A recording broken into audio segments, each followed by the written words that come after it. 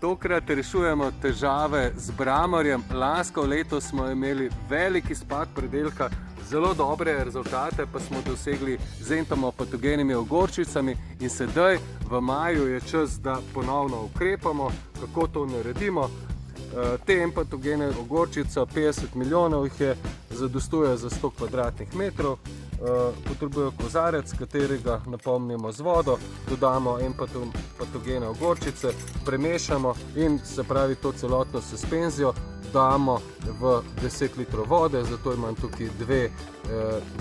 tukaj dve zalivalki. Tukaj je pa zalivalka, ki šteje 9 litrov, naliv se ima nekoliko več in potem dodamo liter suspenzije in s tako zalivalko potem zalivamo 10 kvadratnih metrov.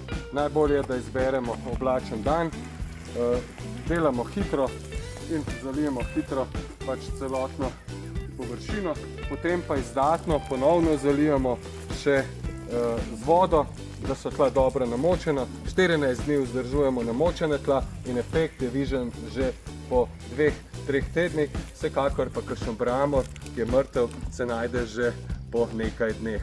Tako, ukrepajte proti bramorju tudi vi in ne zamudite ugodnega termina. Rešitev proti bramorju so entomopatogene ogorčice.